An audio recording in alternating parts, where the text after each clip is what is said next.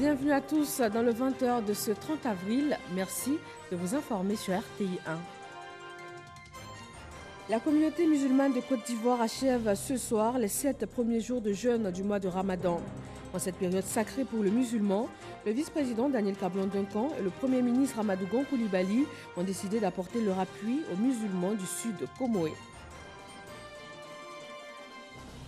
Le plan de soutien économique, social et humanitaire mis en place par le gouvernement ivoirien pour faire face au coronavirus a été présenté au Sénat par le ministre de l'Économie et des Finances. Il a un coût de 1 700 milliards de francs CFA.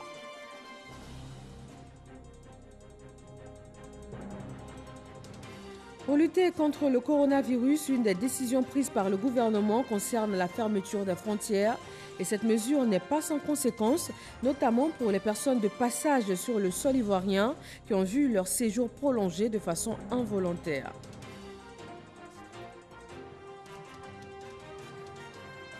Et puis demain, 1er mai, fête du travail aura une saveur bien particulière cette année. Syndicats et travailleurs s'adaptent tant bien que mal à la veille de cette date particulièrement importante pour le monde du travail. Bonsoir à tous. L'État ivoirien a annoncé hier mercredi sa décision de se retirer de la déclaration de compétences prévue au protocole relatif à la Charte africaine des droits de l'homme et des peuples. Et pour en parler, nous recevons ce soir la secrétaire d'État chargée des droits de l'homme, Aimé Zébéyou. Bonsoir Madame la secrétaire d'État. Bonsoir Madame. Alors pour commencer, est-ce que vous pouvez nous dire en quoi consiste cette déclaration de compétences de la Cour africaine des droits de l'homme et des peuples ? Avant de commencer, il est bien de préciser ce qu'on entend par déclaration de compétences. D'abord, il faut faire ressortir les organes chargés de saisir la Cour africaine des droits de l'homme. Quels sont les organes habilités à saisir la Cour africaine des droits de l'homme? Nous avons la Commission africaine des droits de l'homme, nous avons les États parties, et les organisations intergouvernementales africaines. C'est selon les dispositions de l'article 5.1 du protocole additionnel de la Charte africaine des droits de l'homme, de la Cour. Alors, ce qu'il faut noter, c'est qu'en ce qui concerne les ONG et les personnes privées, précisément les ONG qui ont le statut d'observateurs auprès de l'Union africaine et les ONG et les personnes privées, les individus, il faut que l'État ait fait une déclaration d'acceptation de la compétence pour que ces ONG et les individus privés puissent saisir directement la Cour africaine des droits de l'homme. C'est à partir de cette déclaration d'acceptation de la compétence de la Cour africaine des droits de l'homme et des peuples que les ONG et les personnes privées peuvent donc saisir directement la Cour africaine. Et cette déclaration, sans cette déclaration, les ONG et les personnes privées ne peuvent pas saisir la Cour africaine. Il faut donc se référer à l'article 34.6 qui demande donc cette déclaration. Et c'est par cette déclaration d'acceptation que nous aboutissons à la compétence de la Cour en ce qui concerne spécialement cette catégorie que je viens de citer. D'accord. Et à partir donc de cette déclaration, les ONG ont donc la possibilité donc de saisir directement. Et l'État de Côte d'Ivoire a fait cette déclaration d'acceptation le 19 juin 2013. Aujourd'hui, hier, le 29 avril 2020, l'État de Côte d'Ivoire a décidé donc de retirer sa déclaration de reconnaissance de la compétence de la Cour africaine. Ce qui veut dire que, comme vous venez de le signifier, les ONG ou les personnes civiles ne peuvent plus. Ils ne peuvent plus saisir directement la Cour africaine des droits de l'homme. D'accord. Mais quelles sont les raisons donc du retrait de la déclaration de la Côte d'Ivoire? L'État de Côte d'Ivoire a considéré que les décisions de la Cour africaine portent atteinte à l'autorité, à la souveraineté de l'État de Côte d'Ivoire, créent des dysfonctionnements de nos juridictions nationales et les vides de leurs compétences, voire de leurs attributions. Et ces décisions-là sont considérées comme elle instaure l'insécurité juridique. Voici les raisons pour lesquelles l'État de Côte d'Ivoire a décidé de retirer sa déclaration de compétence de la Cour africaine des droits de l'homme. Il faut noter que c'est une faculté qui est donc réservée à l'État de Côte d'Ivoire et il n'a pas besoin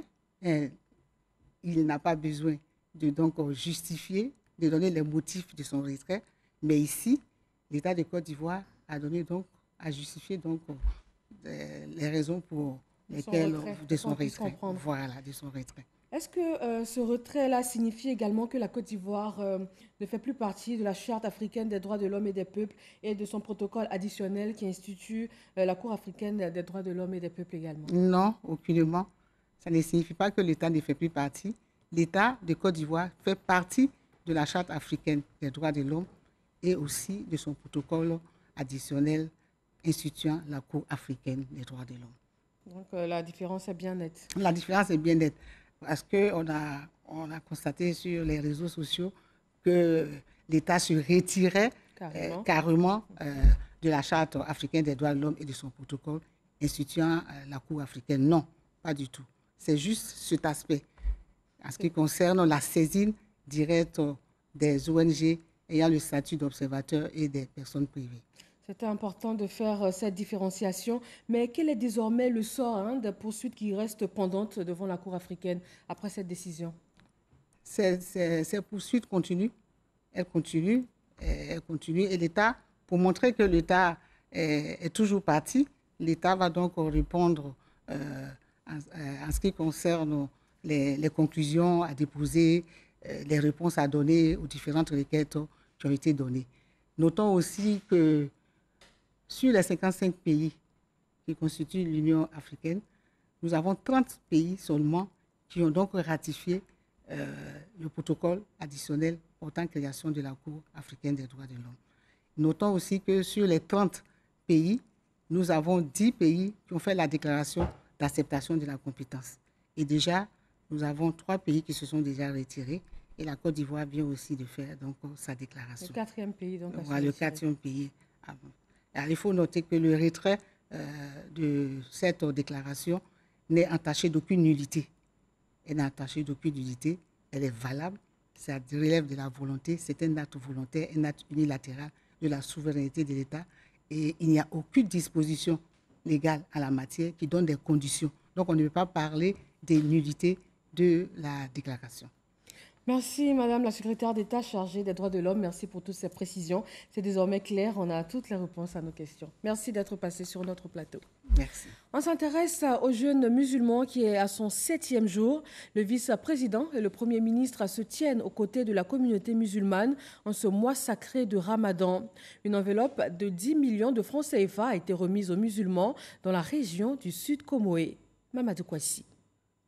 12 500 paquets de sucre et 1000 sacs de riz de 25 kilos. C'est le don du vice-président de la République, Daniel Kablon-Duncan, et du Premier ministre Amadou Gon Coulibaly à la communauté musulmane du Sud Comoé, en cette période de Ramadan doublée de crise sanitaire. Ces dons sont portés par des membres du gouvernement conduits par le ministre Kobenon Kwasi Adjoumani. À ces vivres s'ajoute la somme de 10 millions de francs CFA pour soutenir cette communauté musulmane à effectuer ce pilier de l'islam. Un acte de générosité qui soulage toute une communauté. Il est du devoir de tout un humain, de tout un chacun, d'être reconnaissant d'abord envers son bienfaiteur. C'est grâce à Dieu que la Côte d'Ivoire a eu quelqu'un qui nous a sortis de ce que vous savez. Ce n'est pas par sa force, c'est le choix de Allah subhanahu wa ta'ala. Et c'est ce même Dieu, Allah, qui a éclairé de nouveau Alassane Ouattara pour qu'il nous montre, pour qu'il nous choisit quelqu'un qui peut le succéder valablement. C'est un choix divin. Le président du conseil régional du Sud Comoé se réjouit de cet élan de solidarité à l'endroit des musulmans de sa région. Par son premier geste, il n'y a que ceux qui ne veulent pas voir, qui ne pourront pas voir. Mais ici, tout le monde voit clair. Jamel Bassam et tout le Sud Comoé au devant. Le Premier ministre Amadou Gon Coulibaly pour tout ce qu'il fait pour notre région. Vous l'avez dit, c'est un fils, c'est leur fils. C'est ce que les dignitaires m'ont dit de dire. Et ils seront, en deux circonstances, dire de la plus belle manière cette reconnaissance pour tout ce qu'il fait pour nous. Le ministre Kobena Kwasi Adjoumani, représentant les donateurs, se félicite de ces messages à l'endroit du vice-président de la République et surtout du Premier ministre Amadou Gon Coulibaly. Il invite les fidèles musulmans à poursuivre les prières pour accompagner le président de la République Alassane Ouattara et son gouvernement dans la poursuite de la politique de développement de la Côte d'Ivoire. Merci d'être reconnaissant. Merci donc de reconnaître le bienfait. Le Premier ministre et le vice-président Daniel Kablan-Duncan me chargent de vous saluer, de vous dire merci pour vos prières de tous les jours. Ils me chargent de vous dire qu'ils sont également avec vous dans ces moments de pénitence, dans ces moments de prière. Et ils me chargent de vous dire de prier pour la Côte d'Ivoire, de prier pour le président de la République, son Excellence M. Alassane Ouattara. Des invocations et bénédictions ont été faites par les guides religieux pour la paix et surtout pour la fin de la crise sanitaire qui frappe toute l'humanité. Et on en vient maintenant dans ce journal à ce sujet qui capte donc toutes les attentions en ce moment, le coronavirus.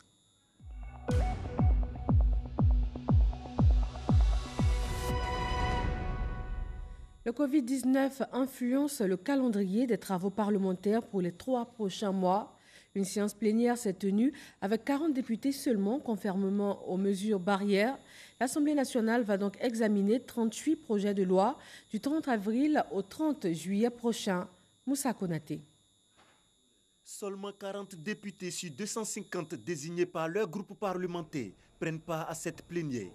Une réduction d'effectifs conformément aux mesures barrières contre le Covid-19. Le nombre de 40 députés s'est fait sur la base d'un quota attribué à chaque groupe parlementaire. Ce calcul nous a donné les résultats suivants. RHDP, 25 députés, PDCI, 11 députés, Rassemblement, 2 députés, Vox Populi, 1 député, les non-inscrits, 1 député. Il y a lieu de préciser que le vote exprimé par les 40 députés en séance plénière représentera le vote des 250 députés que nous sommes. Il n'y aura donc pas de procuration. Des explications donc sur la méthode de travail à cette séance. Les députés peuvent maintenant délibérer sur le point à l'ordre du jour, examen et adoption du calendrier des travaux parlementaires pour la période du 30 avril au 30 juillet. Nous avons donc au total 38 projets de loi inscrits au calendrier des travaux parlementaires qui se répartissent comme suite. 9 projets de loi ordinaires, 2 projets de loi organiques, dont celui relatif au statut des parlementaires, 27 projets de loi de ratification d'ordonnances. À l'unanimité, le calendrier des travaux parlementaires pour la période du 30 avril au 30 juillet a été adopté.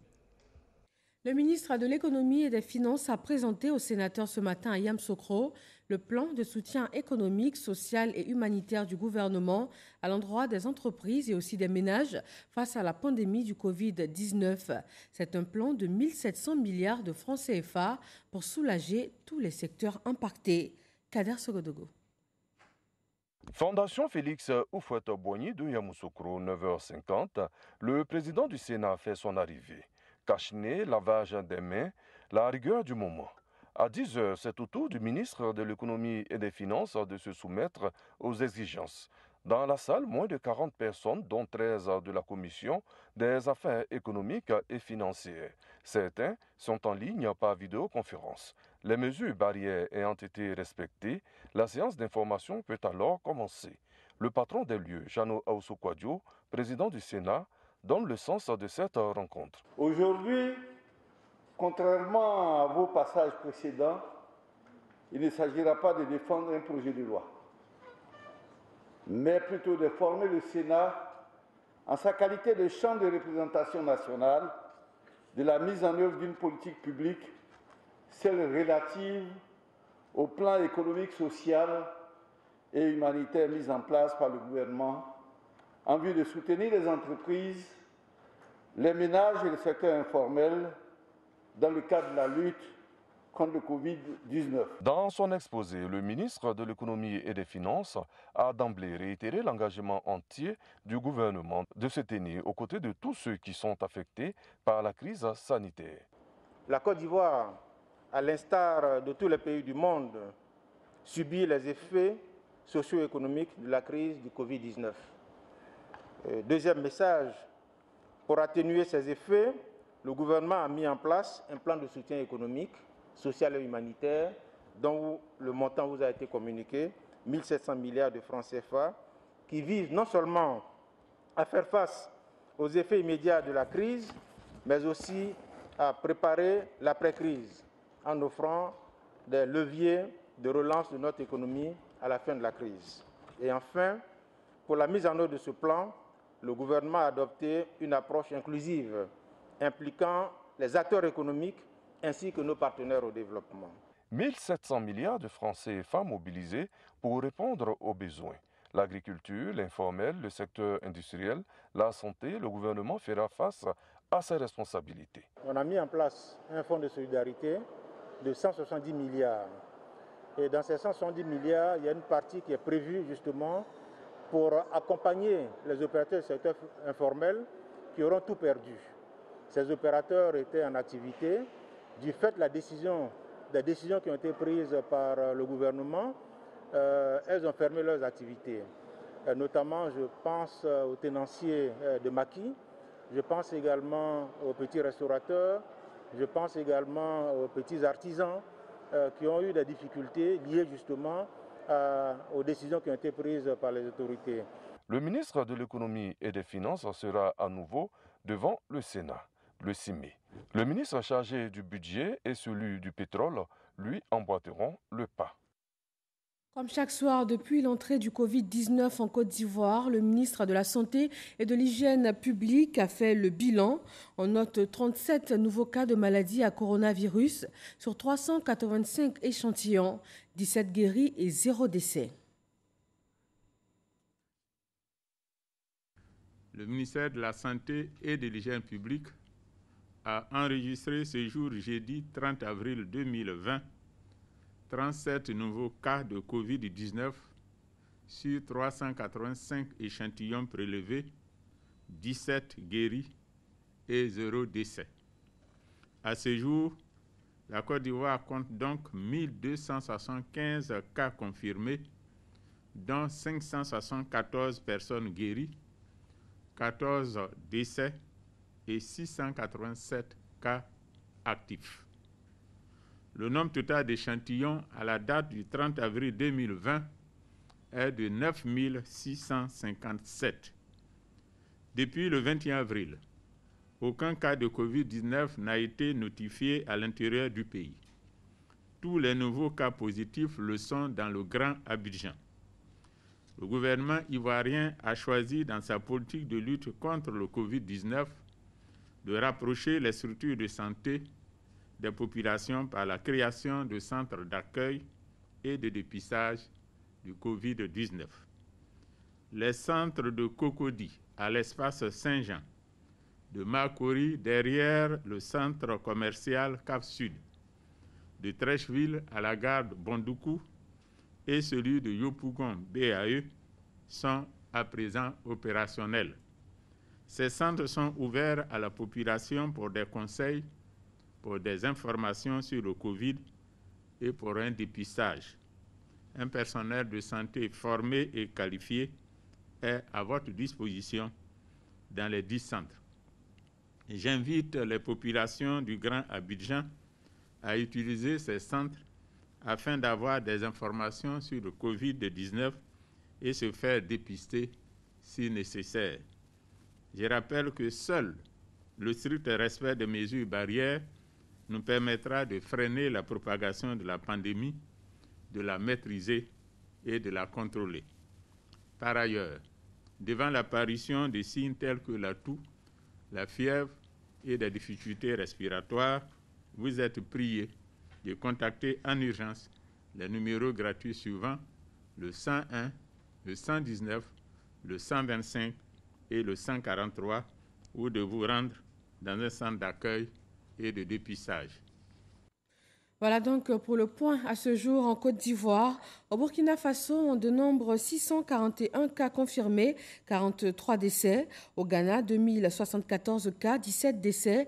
En Guinée, 1351 cas, 7 décès. Au Libéria, 141 cas, 16 décès. Et au Mali, 490 cas confirmés avec 26 décès. Le continent africain compte donc en tout 38 888 cas confirmés et 1623 décès. Ailleurs dans le monde, en Europe, 1 271 859 cas confirmés avec 133 908 décès. En Amérique, 1 338 070 cas confirmés, 76 416 décès. Et en Asie, 626 918 cas confirmés, 19 674 décès. Le monde entier compte donc à ce jour 3 284 946 cas confirmés avec en tout 231 831 décès. L'environnement au centre du point presse quotidien de ce jour. Le ministre ivoirien de l'Environnement et du Développement durable a dévoilé les actions entreprises par son département pour contrer la progression du Covid-19 en Côte d'Ivoire. Cette pandémie a entraîné le report à l'année prochaine de la COP 26, initialement prévue au mois de novembre prochain. Mama Traoré. À la tribune, comme invité spécial du point presse de ce jeudi, le ministre de l'Environnement et du Développement durable. Une question que n'ont pas manqué de lui poser les journalistes. Quel est l'impact de la pandémie du Covid-19 sur l'environnement?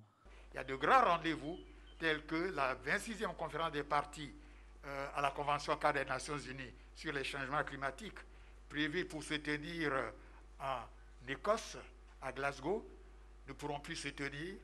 Et de grands rendez-vous importants tels que la semaine de l'environnement à Kampala ne vont pas se tenir. Donc il y a des aspects positifs, des mesures, mais aussi il faut dire que vraiment cette pandémie-là impacte négativement un certain nombre d'activités de préservation de l'environnement en Côte d'Ivoire. Joseph Seka assure le soutien de l'État aux entreprises exerçant dans le secteur environnemental. Un soutien qui se fera via le fonds dédié aux PME instauré par le plan de soutien économique, social et humanitaire. Concernant le volet sanitaire, Dr Edith Kwasi livre des détails sur le procédé de distribution des masques commandés par l'État. Il y a plusieurs types de masques, dont certains sont à usage unique, donc jetables, non réutilisables, et qui sont peut-être les mieux adaptés à une catégorie de population, par exemple le professionnel de la santé. Et puis il y a la production locale qui est en tissu, donc qui peut être réutilisable, donc lavable.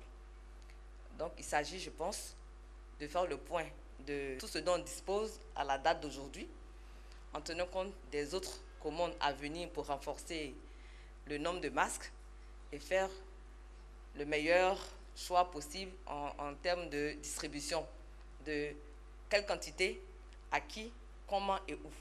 Dans la nuit du jeudi 30 avril, ce sont 14 individus qui ont été interpellés pour non-respect du couvre-feu. Vu le nombre grandissant d'interpellations, le porte-parole de la police nationale invite les forces de sécurité à agir avec plus de fermeté. Le centre de dépistage de Yopougon, BAE, est fonctionnel. Il est officiellement ouvert ce jeudi par le ministre de la Santé et de l'Hygiène publique. Il totalise une capacité de 100 prélèvements par jour et à sa suite, le centre de Trècheville a aussi été ouvert. Mamadou Kwasi. Voici le centre d'accueil Covid-19 de Yopougon BAE. L'infrastructure déjà opérationnelle va servir de cadre d'accueil, d'information et de dépistage du Covid-19. La réalisation de ce projet vient mettre fin à une incompréhension entre la population et le gouvernement. Pardon au gouvernement, ce qui s'est passé, cela ne va plus se répéter. À l'image des autres centres d'accueil déjà ouverts à Makuri et à Cocody, le centre d'accueil de Yopougon BAE dispose d'une salle de prélèvement, de consultation, d'isolement, de pharmacie et d'appui psychologique. Ici, tout est mis en place pour assurer la sécurité des patients ainsi que des agents de santé. Il y a l'Institut Pasteur, il y aura bien d'autres laboratoires pour que nous ayons les résultats plus vite et surtout, comme la charge de travail va augmenter, le nombre de prélèvements va augmenter par jour. Nous en sommes à peu près à 400 à 300 prélèvements aujourd'hui, mais nous allons passer en puissance sur la base de ce qu'un centre Covid est supposé faire au moins 100 prélèvements par jour. Et je reste convaincu que la grande commune de Yopougon fera plus de 100 prélèvements par jour. Le maire de la commune de Yopougon se félicite de la construction de ce centre d'accueil Covid-19 dans sa commune. Il invite donc ses administrés à le fréquenter. Le ministre de la Santé et de l'Hygiène publique soutient que le plan de riposte élaboré par le gouvernement va permettre de briser rapidement la chaîne de contamination à la maladie coronavirus. Donc je voudrais vraiment lancer un appel à la population de Yopougon. Ce site est leur site. On est dans la décentralisation. C'est-à-dire maintenant il sera moins question de dire que celui qui a la symptomatologie n'a qu'à aller dans le centre de santé le plus proche ou appeler. Non, il faut venir ici. Le site est là, on l'a décentralisé, on l'a rapproché des populations dans l'intérêt de tout le monde pour qu'ils viennent se faire dépister. Pour le ministre du Tourisme et des Loisirs, en charge de la construction des centres d'accueil, tous les sites en construction seront livrés dans les délais. Il y a 13 centres dans le Grand Abidjan et en sortant de la Grande Couronne pour faire le couronnement de tout ce qu'il y a comme mouvement de déplacement dans la Grande Couronne, vous aurez 19 centres au total et au fur et à mesure, tous ces centres seront livrés. L'Organisation mondiale de la santé se dit satisfaite du plan de riposte de la Côte d'Ivoire et surtout de la construction de l'équipement de ces centres d'accueil. Nous avons constaté que tout ce qui est recommandé comme stratégie de prise en charge de la personne qui vient consulter en ce centre, stratégie de gestion des déchets qui seront générés, tout cela répond aux normes recommandées par l'OMS. Ce centre est vraiment un centre modèle. Après Yopougon, cap est mis sur la commune de Treichville. Ici, le centre d'accueil Covid-19 a ouvert ses portes. Désormais, la population pourront se faire dépister sur place dans le quartier Jakaka. Une joie pour le maire de la commune de Treichville, François-Albert Amicha. Parce que nous avons une population résidente d'à peu près 150 000 habitants, mais dans la journée, c'est au moins 1 million de personnes qui passent dans la commune. Donc les risques sont grands. Nous devons respecter les mesures barrières, mais surtout venir se faire dépister. Avec les centres de Yopougon et de Treichville, le Grand Abidjan compte à ce jour 4 centres d'accueil de prélèvement. 9 autres sont en cours de construction. La fermeture des frontières fait partie des mesures sécuritaires mises en place par les États afin de limiter la propagation de la pandémie. En Côte d'Ivoire, il existe des personnes en vacances qui ont vu leur séjour se prolonger à cause donc de cette décision de fermeture des frontières. Elles se sont fait une raison et aménagent tant bien que mal leur quotidien pendant ce séjour ivoirien involontairement prolongé. Moussa Konaté les a rencontrés. Je suis venue depuis le 6 mars. Normalement, j'étais venue pour 2 semaines. Et la crise est tombée, donc on est là, on est bloqué ici. On ne sait pas quand on va partir, quand est-ce que ça va finir. Donc on est là, on attend. Retrouver sa famille en France, c'est le souhait de Florence. Son séjour en Côte d'Ivoire s'est prolongé depuis la fermeture des frontières à cause de la pandémie du Covid-19. C'est donc ici, dans son institut de beauté, qu'elle passe ses journées. Heureusement que j'arrive à sortir m'occuper. Donc du coup, on a la journée, tu penses à autre chose. Même si on a des revenus en France, on ne peut pas nous faire de mandat, on ne peut rien nous faire. Donc ici, je n'ai pas de revenus. En France, on ne peut pas me faire des mandats. Donc voilà, là, on est sur le qui-vive, quoi. On sait pas... Les personnes bloquées en Côte d'Ivoire du fait de l'urgence de la maladie à coronavirus. Maxime Zawi vit la même situation. Opérateur culturel, il est arrivé au pays pour l'organisation d'un concert à Abidjan. Je suis arrivé le 9 mars avec mon artiste Danko Cloité, Petit Denis. On était venu en fait pour son concert qui était prévu pour le 21 mars. Voilà. C'était prévu qu'on retourne le 15 avril. Suite à la situation sanitaire, le concert a été reporté à une date ultérieure. Voilà. Donc moi du coup je suis calé là. Je n'ai pas pu retourner en fait à Paris. J'attends que la situation se décante pour pouvoir retourner après le concert, bien sûr. Je vis normalement, sans pression, parce que mine de rien, je suis dans mon pays. Hein. Voilà, la Côte d'Ivoire, c'est chez moi.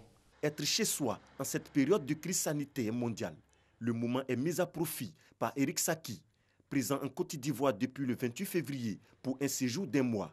Il mène en ce moment des actions de lutte contre le Covid-19. J'ai eu une association SNG, Sobre Nouvelle Génération, donc... Quand la pandémie a pris vraiment de l'ampleur que le chef de l'État a annoncé les mesures à prendre, j'ai mis une action en place, la caravane de sensibilisation contre le coronavirus à Soubré. Donc je passe tout mon temps, plus ou moins à m'occuper de ça, sensibiliser mes parents, hormis ça, franchement, il faut reconnaître que c'est quand même difficile pour nous autres qui sommes restés ici. Vraiment difficile dans le sens où nous sommes venus avec un budget bien précis pour pouvoir retourner. Mais là, en Côte d'Ivoire, nous n'avons pas d'activité, nous n'avons pas d'entrée d'argent. La situation de ces Ivoiriens empêchés de rejoindre leur lieu de résidence n'est pas méconnue des autorités ivoiriennes. Le gouvernement est informé des difficultés que rencontrent beaucoup d'Ivoiriens qui se sont retrouvés bloqués dans des zones du fait de la fermeture des frontières. Cette question est un sujet de discussion de façon régulière entre le président de la République et le ministre des Affaires étrangères par intérim. Et nous suivons de près, avec l'appui de nos différentes ambassades, et toutes ces questions sont à l'étude. Pour le cas spécifique des personnes qui sont de nationalité ivoirienne, qui sont en Côte d'Ivoire et qui se retrouvent en face des difficultés, nous, ce que nous pouvons dire, c'est, dans un premier temps, d'observer beaucoup de patience, de voir l'évolution de la situation.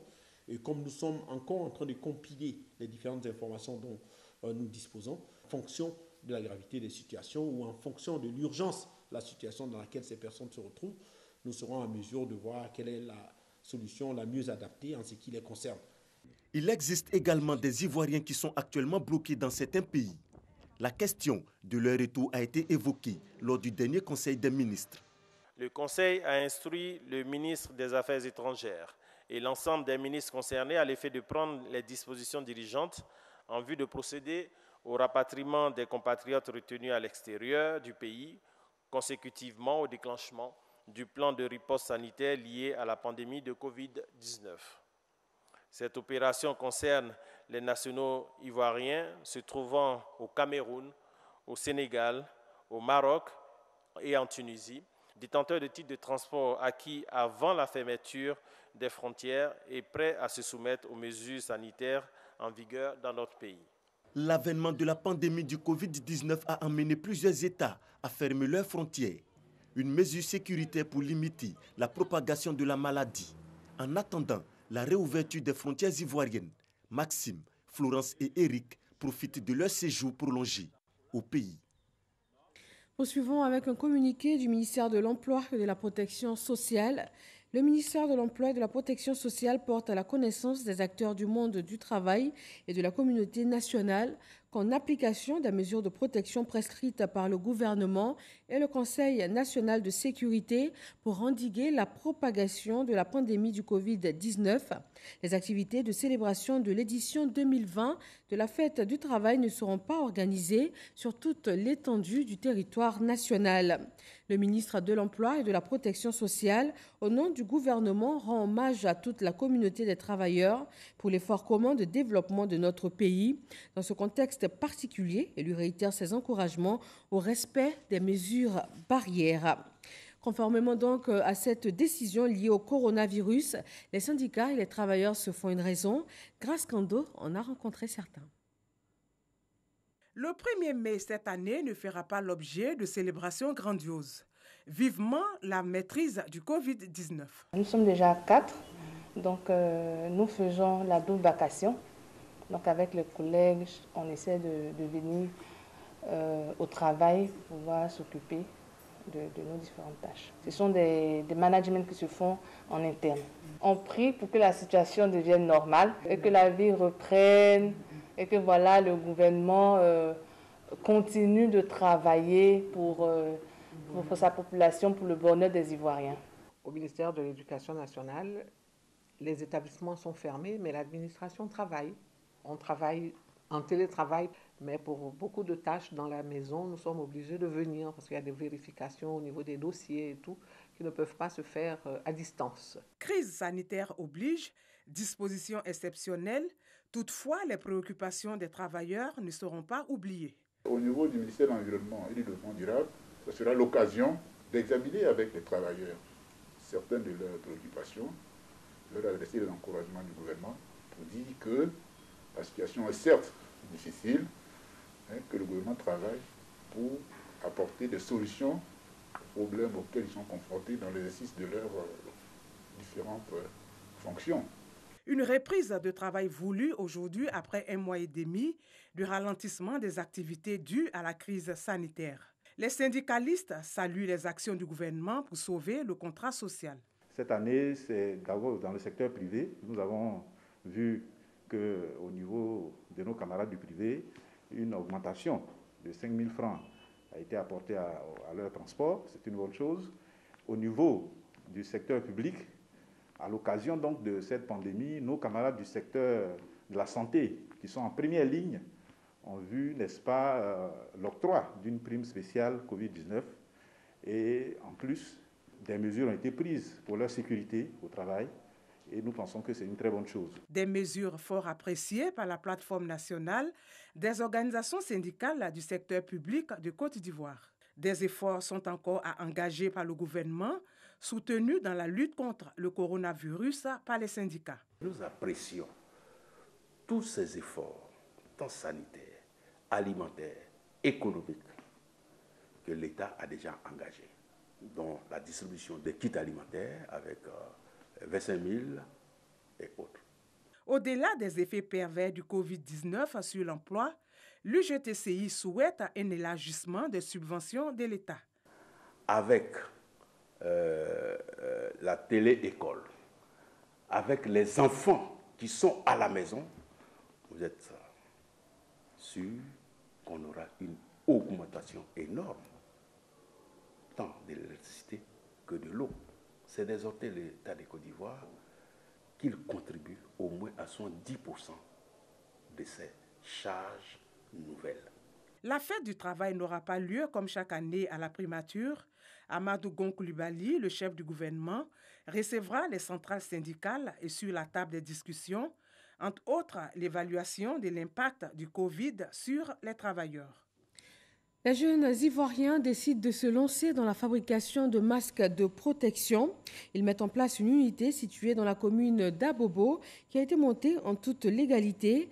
Ils ont reçu la visite du ministre de la Promotion des PME, Éric Goré. Félix Anoblé, ministre de la Promotion des petites et moyennes entreprises, dans un centre de fabrication de masques en cette période du Covid-19. Le ministre est là pour encourager ces jeunes qui ont adapté leur profession à la situation.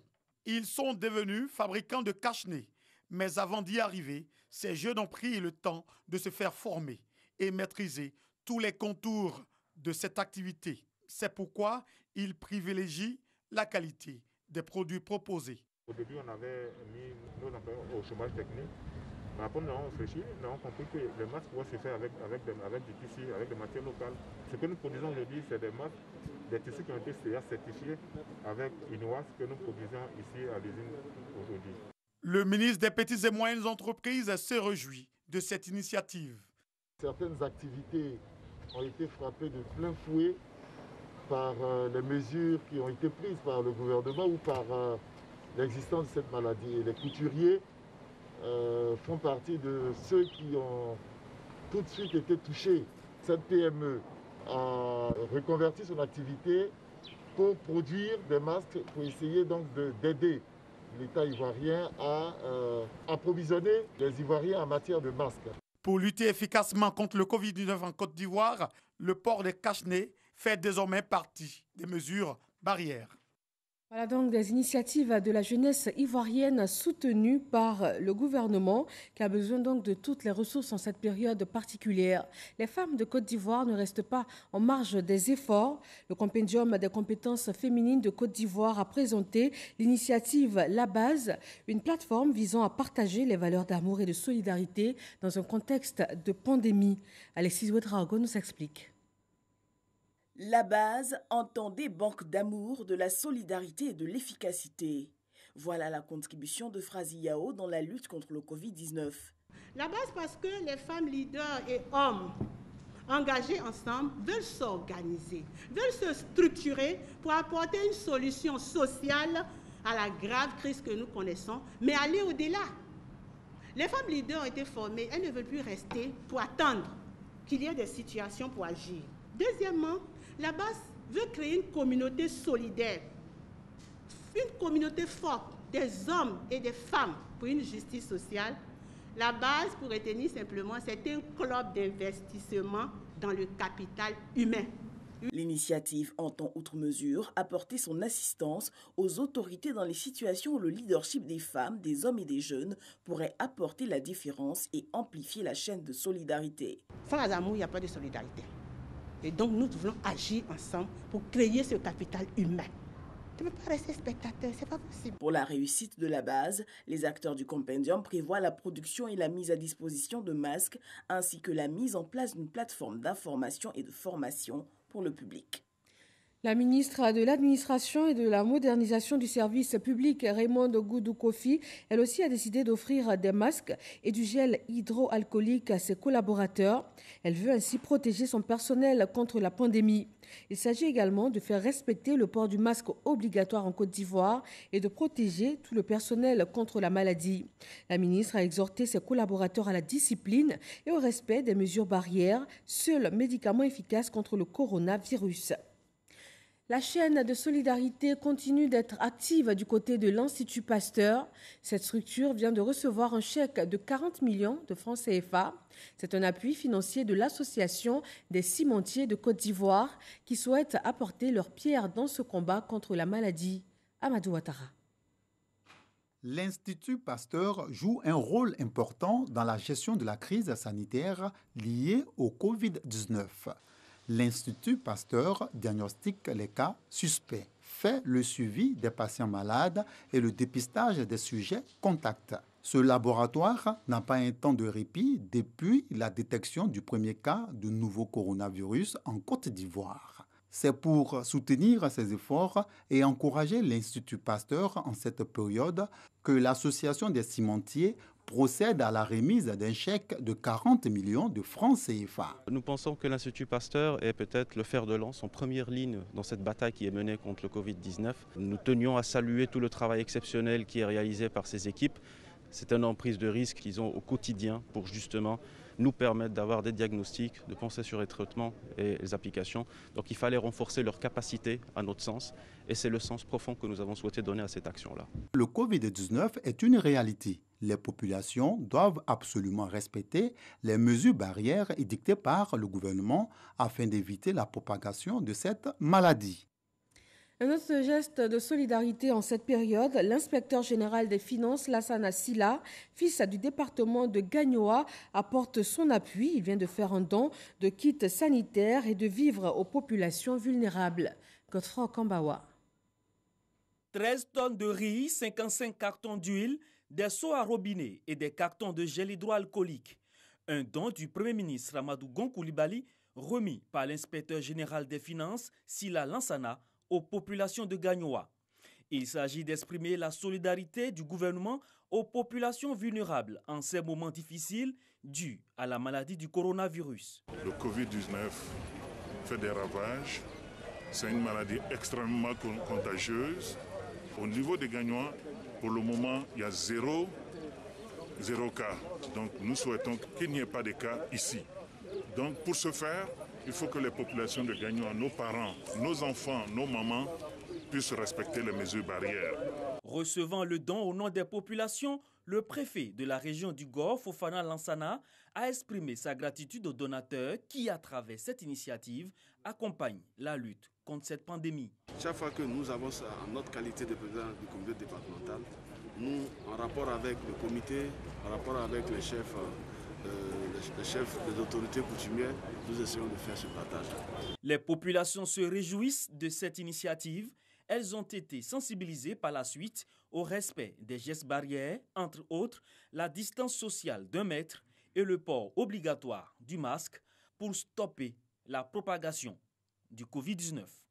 Le député de Boaké, Charles Niaoré, est lui aussi solidaire des populations de la capitale de la région de Gbeke.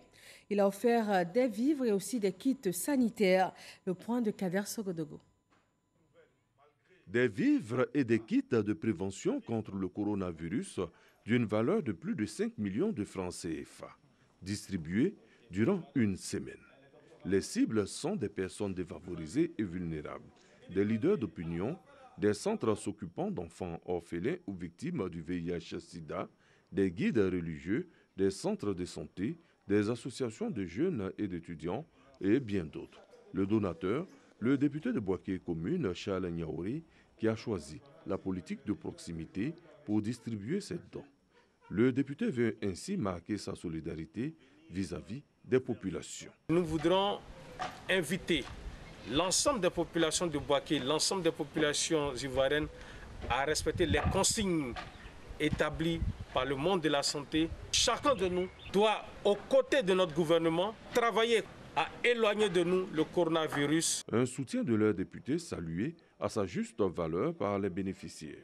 Nous allons en faire bon usage pour la protection du personnel et pour la santé de nos populations dans le cadre de la lutte contre le Covid-19. On ne peut pas continuer si on ne nous aide pas. Et c'est en cela que ce geste est très important pour nous. C'est un combat que nous devons mener contre ceux qui font semblant de ne croire à rien. Sinon, on peut arrêter cette maladie-là. Des remerciements que le député Charles Agnaouré a souhaité voir transmettre au gouvernement qui est au front depuis le début de la pandémie du coronavirus. Le gouvernement qui, à travers des mesures barrières, veut préserver la Côte d'Ivoire d'une catastrophe sanitaire.